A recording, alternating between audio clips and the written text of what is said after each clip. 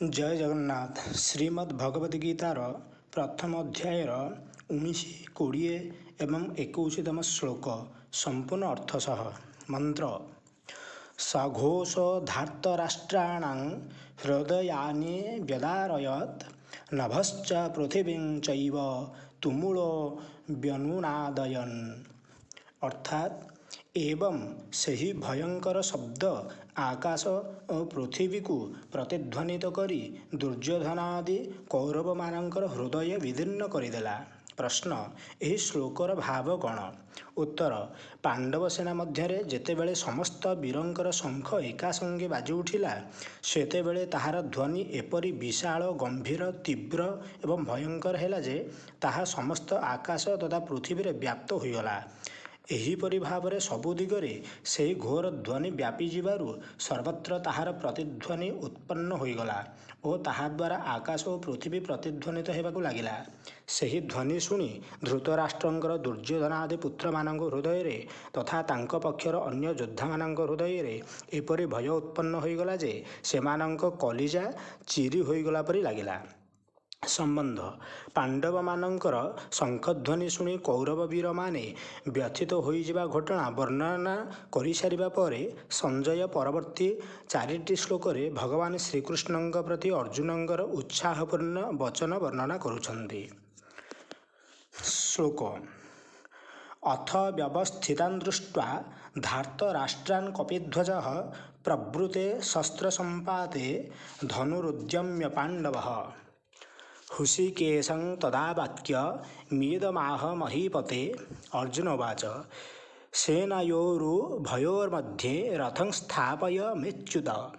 अर्थात हे राजन, एहापरे व्यूह रचना पूर्वक युद्ध करने प्रस्तुत हो रही धृतराष्ट्रंक संबंधी मानू देखि शस्त्र प्रयोग करने को जाउथिबा समयरे कपिध्वज अर्जुन निज धनु उठाई हृषिकेश श्रीकृष्ण भगवान को कहिले, हे अच्युत, मो रथ को नहीं दुई सेना मध्य ठिया करांतु।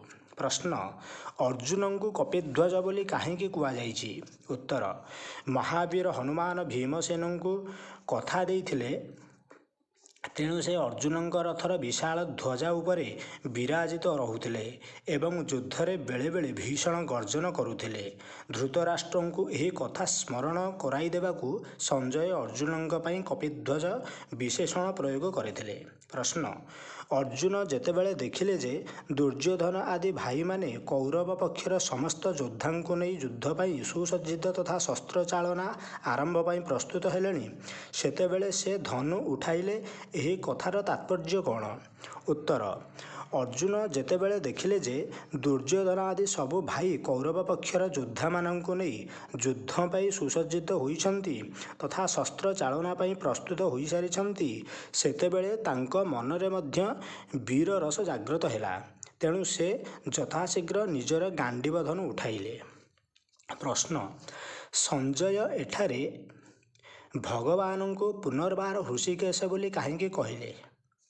उत्तर, भगवान को हृषिकेश कही महाराज धृतराष्ट्र को संजय सूचना देउचंती जेउ अर्जुन रथरे इंद्रिय मानकर स्वामी साक्षात परमेश्वर श्रीकृष्ण सारथीर कार्य करुछंती ताहांक सहित युद्ध करी आपण माने विजय आशा करिबा केते बड़ मूर्खता नुहे?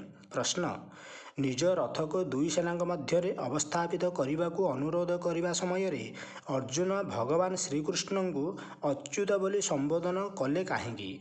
उत्तर, जहाँकर कौनसी समय पराभाव बा पतन हुए नहीं अथवा जे निजर स्वरूप शक्ति और महत्व सर्वथा तथा सर्वदा अविचलित रहती ताकू अच्युत कहुए।